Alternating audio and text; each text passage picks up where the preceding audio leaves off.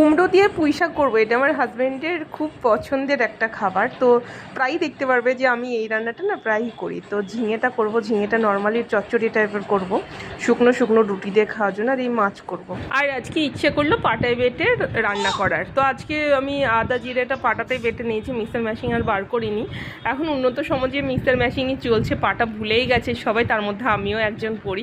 তো এখানে পেঁয়াজটাকে তেলে ভেজে নিয়ে কাঁচা লঙ্কাও দিয়েছিলাম, আর আদা জিরের পেস্টটা দিয়েছিলাম, আর হলুদ দিয়ে ঝিঙেটা দিয়ে দিয়েছিলাম। আর এখানে মাছটা ভেজে রান্না করব। মেয়ের জন্য তো জানে পাবদা করে রান্না করব আমি, আর আমাদের জন্য বাটাটা ছিল। তো এখানে এটা আরও শুকনো শুকনো করব। তো যাই হোক, সব রান্না বান্না কমপ্লিট হয়ে গেছিলো 9টার মধ্যে।